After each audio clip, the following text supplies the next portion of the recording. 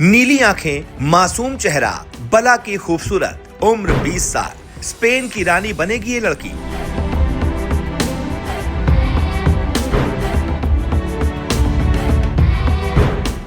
आज की ये खबर सिर्फ स्पेन की नहीं है, ये उस बदलाव की कहानी है जिसे पूरी दुनिया देख तो रही है लेकिन खुलकर बोल नहीं रही, क्योंकि 150 साल बाद स्पेन में वो होने जा रहा है जो कुछ दशक पहले तक सोचा भी नहीं जा सकता था। एक 20 साल की लड़की, जी हाँ, सिर्फ 20 साल की, स्पेन की अगली महारानी बनने जा रही है।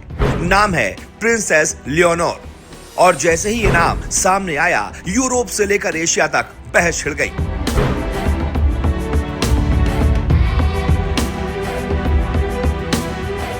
सवाल सिर्फ ये नहीं है कि एक लड़की रानी बनेगी, सवाल ये है कि क्या ये सिर्फ परंपरा का बदलाव है या फिर सत्ता, सोच और समाज को नए सिरे से ढालने की कोशिश। क्योंकि 150 साल तक स्पेन की गद्दी पर सिर्फ पुरुष बैठे, राजा, सम्राट, वारिस, सब पुरुष, लेकिन अब नियम साफ है कि सबसे बड़ा बच्चा गद्दी संभालेगा, चाहे बेटा हो या बेटी। और इसी नियम के तहत राजा किंग फिलिपी 6 के बाद सत्ता की कमान उनकी बेटी के हाथ जाएगी।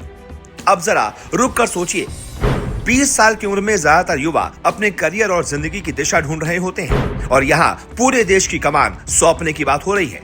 यूरोप इसे प्रोग्रेस, जेंडर इक्वालिटी और मॉडर्न सोच कह रहा है, लेकिन क्या उम्र, अनुभव और जिम्मेदारी पर बहस जरूरी नहीं?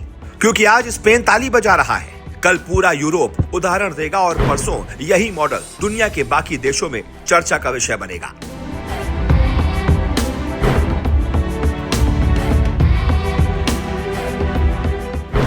यानी ये सिर्फ स्पेन की रानी नहीं, एक नया ग्लोबल नैरेटिव है।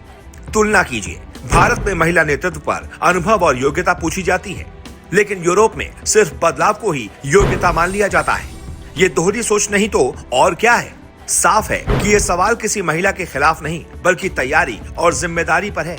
क्योंकि सत्ता कोई फैशन या इंस्टाग्राम पोस्ट नहीं होती, ये देश का भविष्य तय करती है।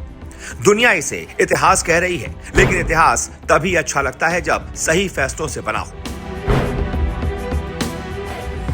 20 साल की उम्र में कितना अनुभव काफी है, कितनी ट्रेनिंग पर्याप्त है, और क्या सिर्फ परंपरा तोड़ना ही प्रगति कहलाता है? ये सवाल जरूरी है, क्योंकि जब सवाल पूछना बंद हो जाता है तो सत्ता सवालों से ऊपर चली जाती है।